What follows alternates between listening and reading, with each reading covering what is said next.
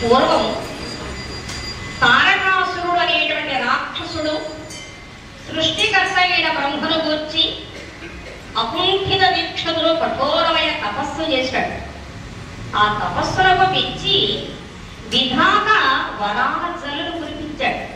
ఆ వర గర్వం వర ప్రభావంతో కళ్ళు తాగిన కోతిలా విధిమీరి ప్రవర్తించసాగాడు తారకాసురుడు.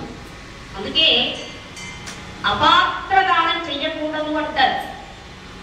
అయోగ్యులకు పట్టం కట్టకూడదు. చేతకాని వాణ్ణి అందరం ఎత్తించకూడదు. చేతికి అలంకారం దానం అది అపాత్ర దానంగా ఉండకూడదు అంటారు పెద్దలు.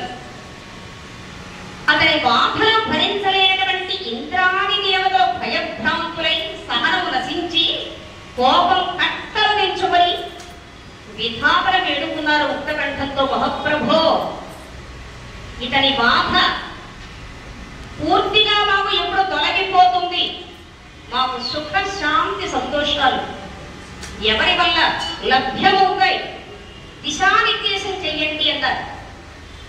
అభయమిచ్చినటువంటి బ్రహ్మదేవుడు పార్వతీ పరమేశ్వరుల ముత్తుల తనయుడు ఆరుమోముల జగజ్జట్టి దేవతాగణాలకు సైన్యాధిపతి అయినటువంటి కార్తికేయుడే తారకాసురుడి వధించగలడు, అన్యులు అనర్హులు అని తేల్చి చెప్పాడు.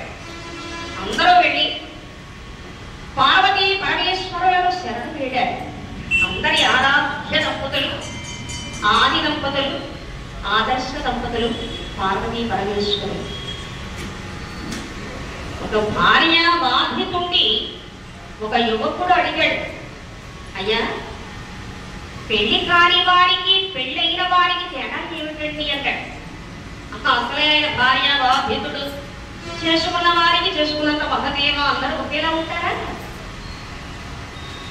అప్పుడు ఆయన అన్నాడు, బాబు పెళ్లి కాని వాడికి పెళ్ళైన వాడికి తేడా ఏమిటి అంటే, పెళ్లి కాని వాడు ఒక్క శీతాకాలం మాత్రమే ఉడుకుతాడు, పెళ్ళైన వాడు అన్ని కాలాల్లోనూ ఉడుకుతూనే ఉంటాడు అని తన అనుభవాన్ని అతనితో పంచుకుంటాడు. అందరూ అలా ఉంటారు ఏమిటి, మాలాంటి వాడు ఉన్నాం కదండి. అయ్యలాగా జయ జయ జయ